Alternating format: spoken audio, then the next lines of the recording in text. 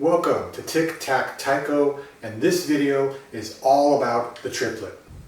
In this video, I'm going to do three things. I'm going to try to convince you that the triplet is the best taiko rudiment you can practice. I'm going to explain what makes a good triplet and what makes a bad triplet, and I'm going to break down my technique. If you play taiko, you probably have some familiarity with triplets already, but I don't want to assume everybody watching does. I don't want to leave anyone behind. So real quick, a triplet is 3 evenly spaced notes between one point and another. And in taiko, most of the time, it's played with alternating hands. So you'll have right, left, right, left, right, left, right, left, right, etc.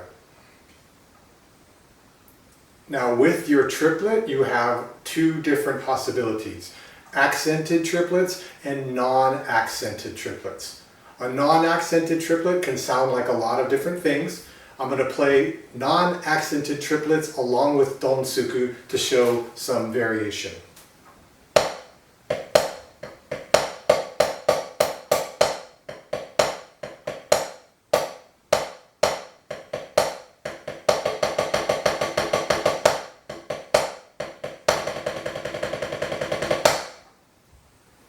So you can hear the tuple coming out amongst the donsuku, which is more of a 2 or 4 pattern. With your accented triplet, you have 6 choices in which to accent. You can accent on the 1, 2, 3, 1, 2, 1, 3, and 2, 3. But for this video, we're only going to focus on the accent that hits on the 1. For me, there are 2 things that I focus on to make sure my triplets look and sound good. The first is volume consistency. It's making sure that the volume of my accents is consistent between the 2 and the volume of my quiet notes is consistent between the 2. Maybe they're both down here, maybe they're both up here, maybe they're distinct and splitting the difference, but you don't want this, you don't want this, and you definitely don't want them changing while you play a triplet. So 2 examples, the first being good volume consistency.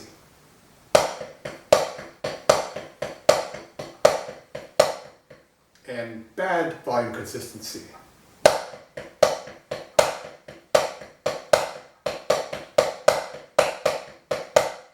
It's really hard to play that badly, but you get the point. You can see the right hand much higher than the left. You can see sometimes there's accents where there should be quiet notes.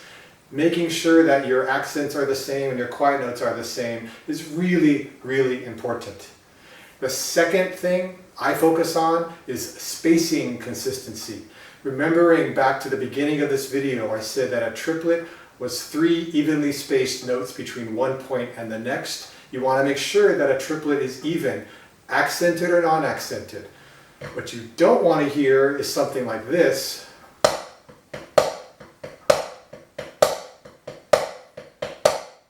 Or this.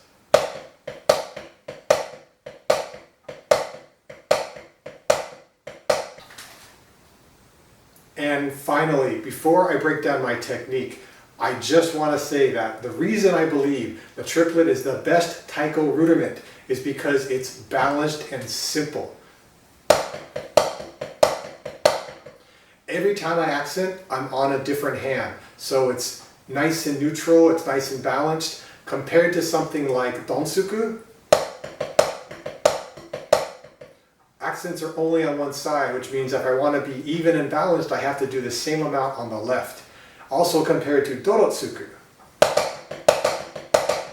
much more balanced, but I'm still always starting with the same side, so that means there's a mental bias. It's small, but it's there. Now, there are other rudiments. There's diddles and paradiddles and other things, but for a triplet to be that simple, that accessible, and that balanced, I don't believe you can beat it. Now, if you disagree, if you have other taiko rudiments, please leave a comment. I'd be curious to hear what other people think. Okay, we're going to break down my triplet technique, but I do want to say that at first we're going to be focusing forward and back, but then I'm going to do the same thing from the side. You're going to see things that you can't see from the front when I do this side view. As I approach the drum, the pad, or whatever I'm going to play, the most important thing you have to do, relax. If you start with tension, it's only going to get worse. If you start relaxed, at least you'll be able to play more relaxed for a little bit longer, and it's just overall a good way to start playing any drill. Take a deep breath and relax. Second, when I strike the accents, notice where the bachi winds up.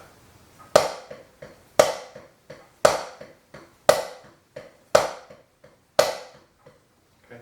The impact brings it up a little bit, and especially if you're playing on an actual drum, it's going to want to rebound more. But I'm not making it come up. I'm not lifting it to any arbitrary point.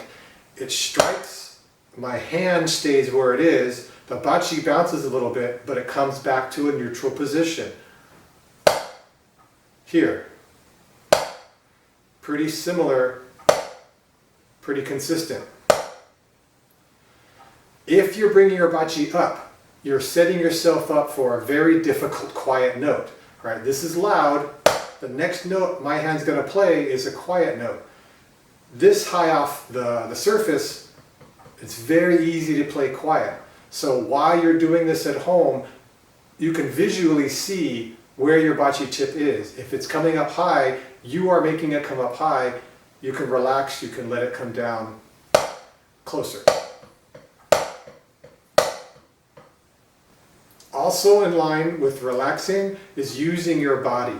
Now you have whatever style you have, whether it's individual or as a group, you may be told to play and stand and move in a certain way, but you don't want to hold still. You're not a robot, you're not a machine. If you're relaxed, your body's going to want to move a little bit. That's going to help. So your shoulders may pivot a little bit, your elbows may come forward a little bit, your wrists might move in and out a little bit. Too much movement is a variable that's hard to control, but not enough movement is a guarantee you're going to be tense, and everything gets harder when you're tense up. So relax and let the body breathe. Not just your lungs, but the body needs to be organic, not artificial. Okay? So as I play, watch what happens to my shoulders, my elbows, even my hips a little bit.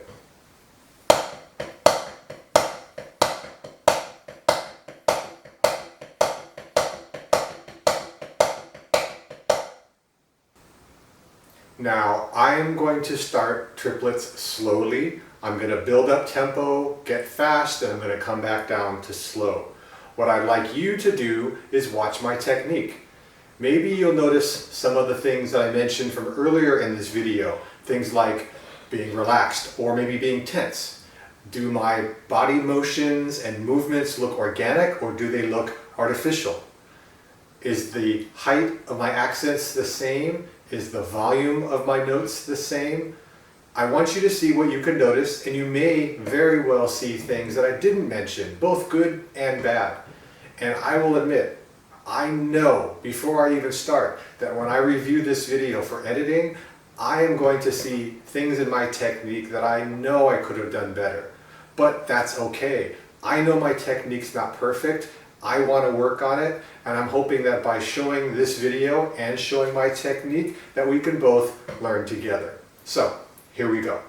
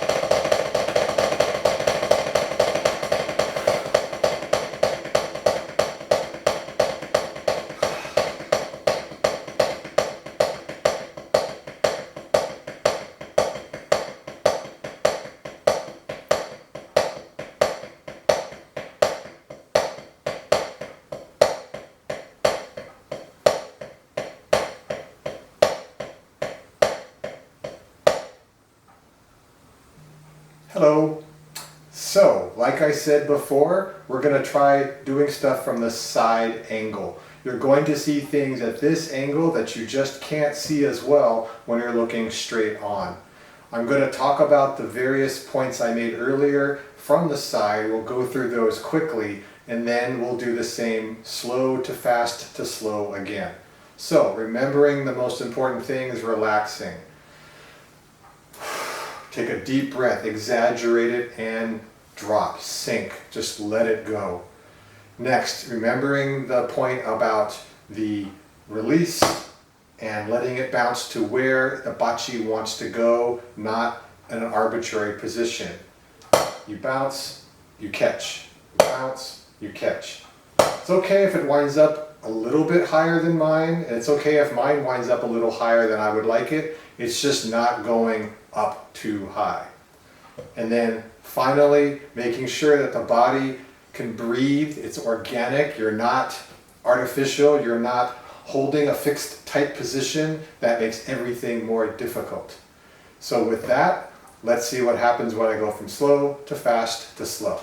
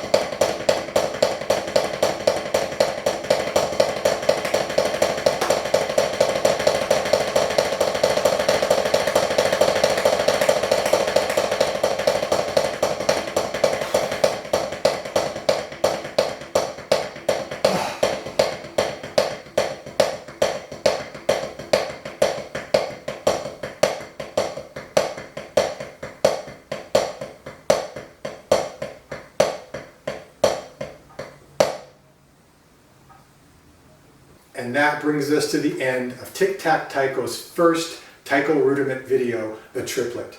There are other rudiments to cover. If there are some that you would like me to talk about next, let me know in the comments. Again, if you think this is the best rudiment or there's a better rudiment, let me know as well. Give it a thumbs up if you liked it. And if you like the videos that I'm putting out, please subscribe. That means a lot. I hope to see you on the next video. I'm not sure what it's going to be yet. I have a few that I'm recording and different ones that I'm editing, but I'm really enjoying this. I'm loving the support from the Taiko community and Taiko fans, and I hope to see you soon.